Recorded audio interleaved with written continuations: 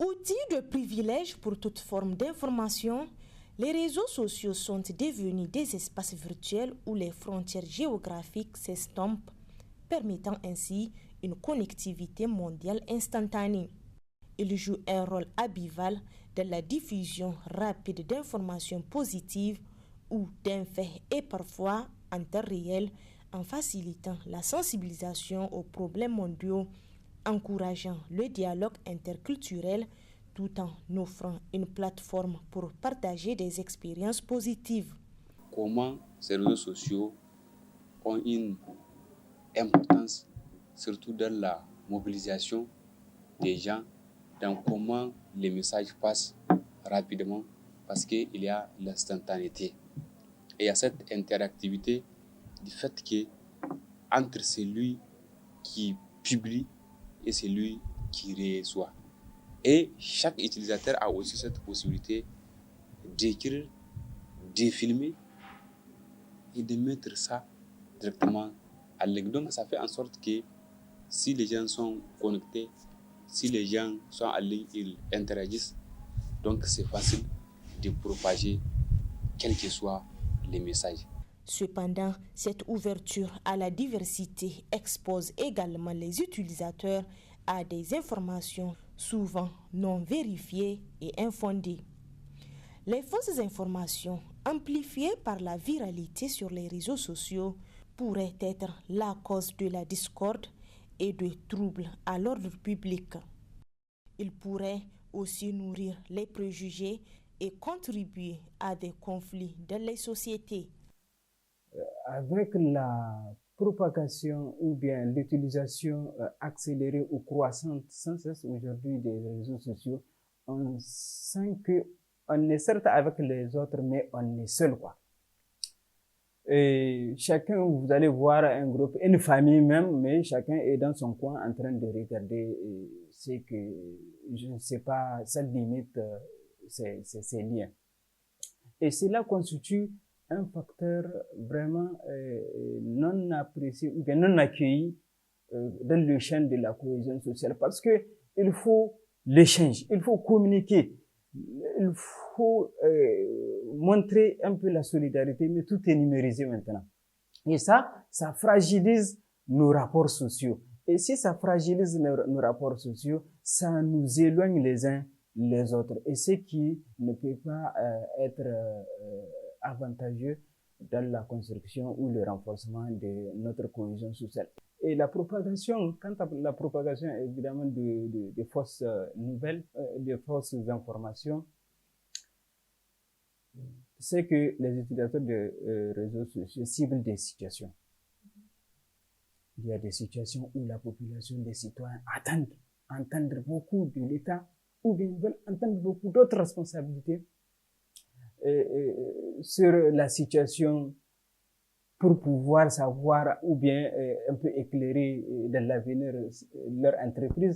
Mais finalement, ces utilisateurs malsains des réseaux sociaux essaient de tenir compte de tous ces aspects-là pour pouvoir donner, n'est-ce pas, des fausses nouvelles et qui peuvent, à la limite, perturber le vivre ensemble et qui peuvent également défavoriser la solidarité et qui peuvent encore constituer un autre défi ou bien une anomalie dont on ne peut pas tout de suite résoudre. L'éducation des médias et la promotion de la pensée critique sont essentielles pour permettre aux utilisateurs et au-delà le grand public de discerner la véracité des informations, d'où l'impérieuse nécessité de se fier toujours aux médias traditionnels afin d'avoir des informations crédibles, vérifiées et acceptées de tous. Avec les médias, vous avez la certitude à chaque fois d'avoir des informations vérifiées parce que s'il faut en tout cas s'en tenir à la mission de ces médias qui est donc la diffusion d'informations, il faut toujours se dire que les informations qui sont diffusées via donc les médias ont toujours fait l'objet de vérification. Donc, c'est des informations qui sont passées pratiquement au crible, à la loupe, et qui ne laissent aucune chance à la désinformation.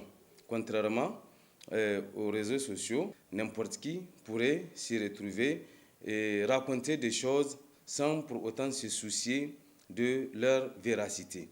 Face aux publications de nature à porter atteinte à la quiétude, à la paix et à la cohésion sociale relayées par les réseaux sociaux et compte tenu des risques graves de division et d'incitation à la haine et à la violence que les fausses informations faisaient courir au Niger, les autorités ont adopté en 2019 la loi portant répression de la cybercriminalité. Une loi qui incrimine, je cite, tout comportement illégal faisant intervenir des opérateurs électroniques visant la sécurité des systèmes informatiques et des données traitées, tout fait illégal commis au moyen d'un système ou d'un réseau informatique en relation avec un système informatique.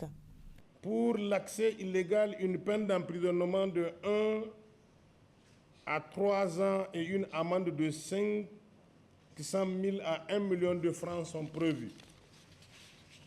Pour l'escroquerie, une peine d'emprisonnement de 2 à 5 ans d'emprisonnement et une amende correspondant au triple de la valeur mise en cause sans qu'elle ne soit inférieure à 1 million de francs.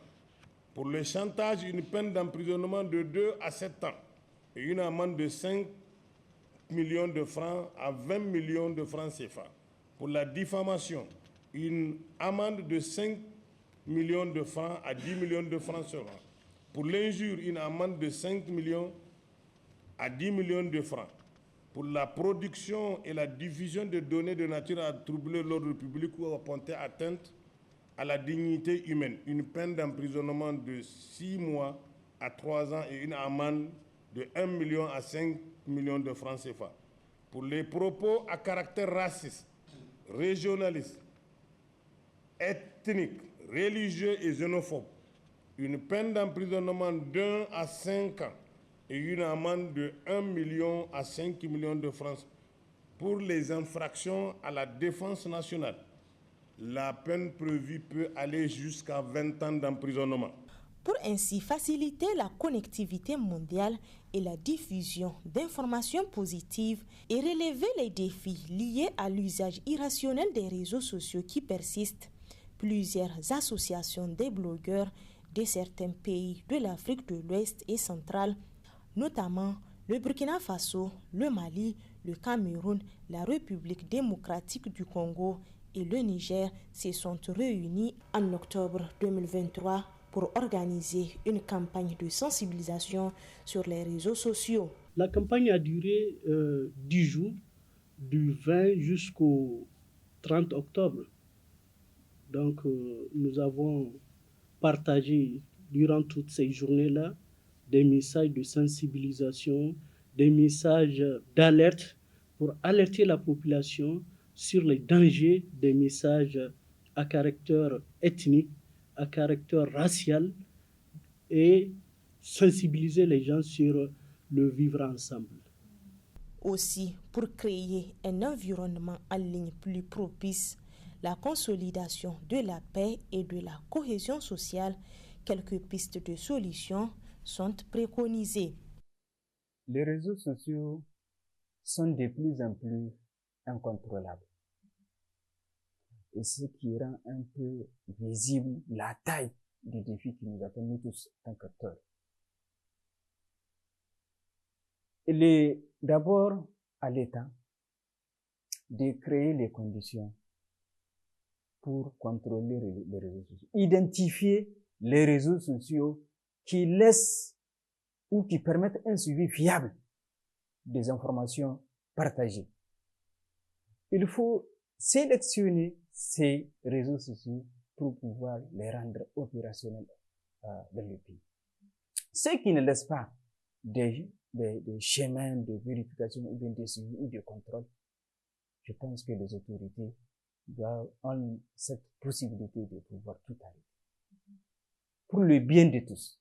En tant qu'utilisateur des réseaux sociaux, qu'est-ce qu'on peut promouvoir pour effectivement passer les messages de paix et de cohésion sociale? Eh bien, de la même façon que ces gens qui sont en train de publier ces informations, que ce soit le message de haine ou les fausses informations, mais c'est de cette manière que les gens doivent aussi s'organiser pour créer des choses qui vont dans le sens de contribuer à ce qu'il y ait cette paix. Par exemple, on peut créer des initiatives tendant à sensibiliser les gens sur la toile par rapport à ces mêmes comportements, la bonne conduite à tenir par rapport à telle ou telle chose. On peut aussi faire des actions de citoyenneté, surtout promouvoir la citoyenneté responsable. Moi, en tant que citoyen nigérien aujourd'hui, quel est mon devoir par rapport à mon pays?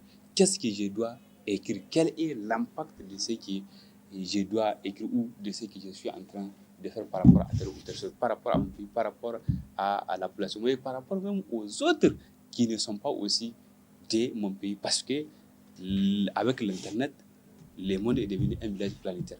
Si je poste un écrit ou je poste une image ou une vidéo, mais ce n'est pas seulement pour les Nigériens. Parce que mes amis virtuels, celui qui est aux États-Unis, au Canada, en Arabie Saoudite, partout tout le monde, il va voir et c'est l'image du Niger. Il va se dire que ça, c'est au Niger que ça se passe. Donc, que ce soit les bons ou les mauvais côtés de ce qu'on publie, les gens doivent se dire que non, ça a un impact. Mais qu'est-ce qu'il faut faire en tant que citoyen?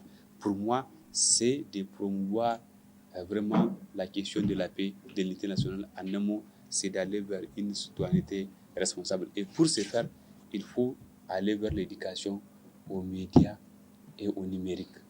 C'est dire qu'une utilisation responsable des réseaux sociaux est cruciale en favorisant le vivre ensemble, en minimisant la propagation des désinformations et en promouvant des messages de paix, de solidarité et de compréhension mutuelle et d'inclusion. Quand on baisse nos têtes et qu'on les relève, ce serait mieux qu'on les relève avec des propositions, des sorties de crise, avec des réflexions très pertinentes, avec en tout cas des idées qui vont nous sortir de l'impasse dans laquelle nous sommes, au lieu d'aller juste divulguer des informations sur X ou Y ou sur des informations qui n'ont pas de bénéfice, qui ne nous conduiront à nulle part que de nous plonger encore davantage dans des problèmes. Quand tu reçois un média, de ne pas vite propager ça dans les groupes, de ne pas vite, car ça peut engendrer beaucoup de problèmes, comme des conflits et des bagarres. C'est d'analyser ça pour voir si cette information, ça vaut le mieux d'être propagée ou pas, ou d'être supprimée.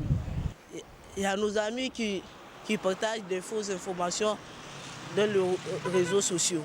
Celui qui t'a envoyé ça, il faut lui demander cette information-là, est-ce qu'il vient d'où? Moi, en tant que citoyen, je ne vais pas prendre une information qui n'est pas du tout fiable. Quelque chose que je n'ai pas pu vérifier ça pour avoir la fiabilité de cette information-là, de propager ça pour la population. Vraiment, c'est très dangereux pour la population. Pour vérifier la fiabilité d'une information, il y a des sources, notamment le média. Il est impératif de cultiver une utilisation responsable des réseaux sociaux pour atténuer les risques. C'est pourquoi l'association des blogueurs pour une citoyenneté active ABCA lance ce pressant appel. Nous pouvons utiliser ces réseaux sociaux pour construire notre pays, pour informer la population de manière responsable, pour éduquer notre population, afin que nous puissions profiter de manière plus utile avec des réseaux sociaux-là. Les réseaux sociaux, en tant que double épée, présentent des opportunités et des défis significatifs dans la promotion de la paix et de la cohésion sociale. Alors, en forgeant un équilibre entre l'ouverture à la diversité et la protection contre les informations erronées, les réseaux sociaux peuvent véritablement contribuer à renforcer le vivre ensemble et à favoriser un monde plus pacifique et inclusif.